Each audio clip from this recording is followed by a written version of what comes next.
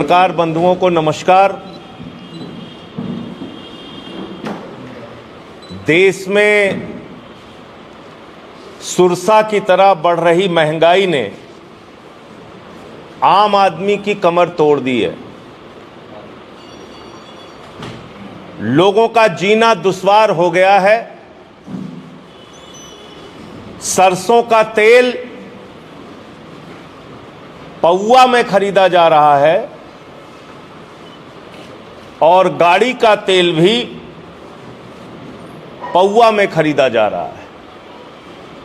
आज गांव का नौजवान जब मोटरसाइकिल लेकर जाता है पेट्रोल पंप पर तो 25 रुपए का तेल भरवाता है, कहता है 1 पौवा तेल दे दो। हमारी माताएं बहनें घर में सब्जी बनाने के लिए तेल लेने जाती हैं तो कहती हैं 250 रुपए का तेल है, 1 पौवा तेल दे दो। और जब बाजार में सब्जी खरीदने जाती हैं तब भी अब किलो में सब्जी नहीं खरीदी जाती है, पौवा में सब्जी खरीदी जा रही है। तो नरेंद्र मोदी जी की सरकार ने और भारतीय जनता पार्टी ने सबका साथ और सबका विकास ऐसे किया कि किलो से लोग पौवा पे आ गए। नरेंद्र मोदी जी और भारतीय जनता पार्टी के लोग पिछले कई दिनों से जश्न मना रहे हैं। पेट्रोल का दाम कम कर दिया, डीजल का दाम कम कर दिया, पेट्रोल का दाम कम कर दिया, डीजल का दाम कम कर दिया। आज इसकी हकीकत मैं आपके सामने बताना चाहता हूं।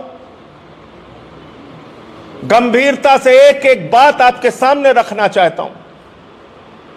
और पेट्रोल और डीजल के नाम पर इस देश की जनता के साथ कितनी बड़ी लूट हुई है, इसका भी सच आपके सामने रखना चाहता हूं। नरेंद्र मोदी जी जब 2014 में देश के प्रधानमंत्री बने तो आने के बाद पहला काम उन्होंने किया, डीजल को डीरेगुलेट कर दिया और कहा कि अब डीजल के दाम का नियंत्रण हमारे हाथ में नहीं रहेगा। कच्चे तेल का दाम जब अंतर्राष्ट्रीय बाजार में बढ़ेगा तो डीजल पेट्रोल का दाम बढ़ जाएगा। कच्चे तेल का दाम जब अंतर्राष्ट्रीय बाजार में घटेगा तो डीजल और पेट्रोल का दाम घट जाएगा। इसको ध्यान से सुनिएगा। जब मोदी जी सत्ता में आए तो अंतर्राष्ट्रीय बाजार में कच्चे तेल का दाम था $105 प्रति बैरल और तब हिंदुस्तान में पेट्रोल का दाम था 71 रुपए और डीजल का दाम था 57 रुपए।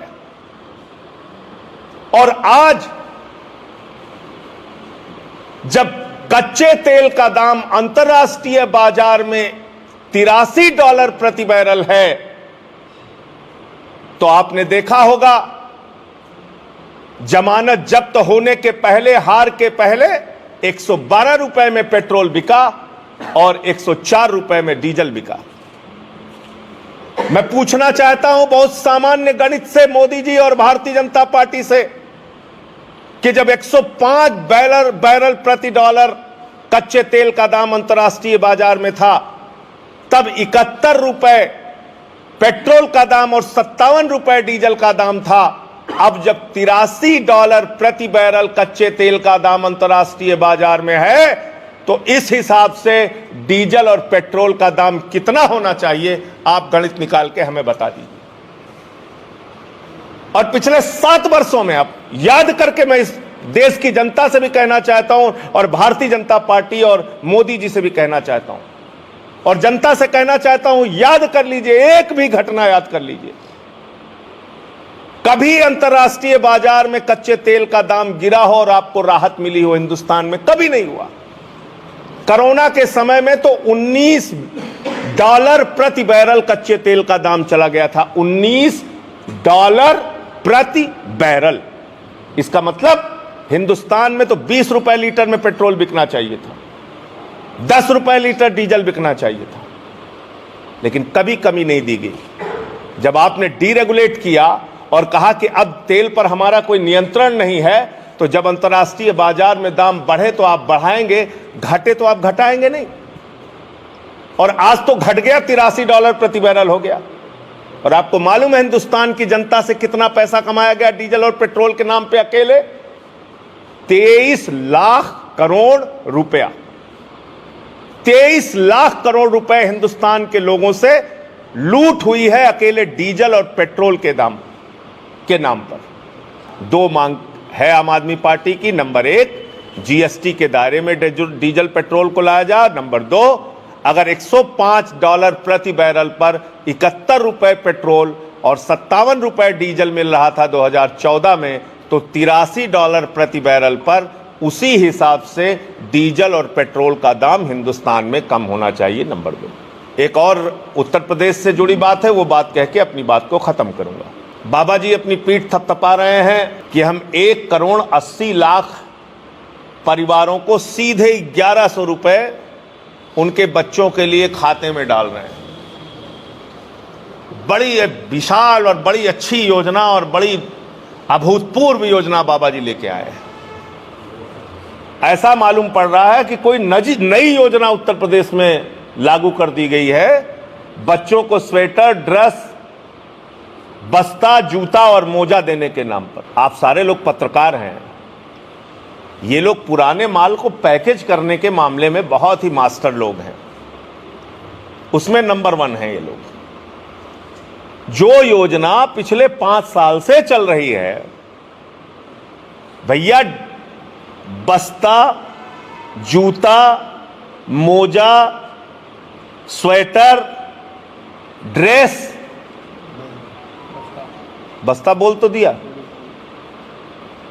ये सब कुछ सरकार खरीद कर देती रही है। ये कोई नई योजना नहीं है,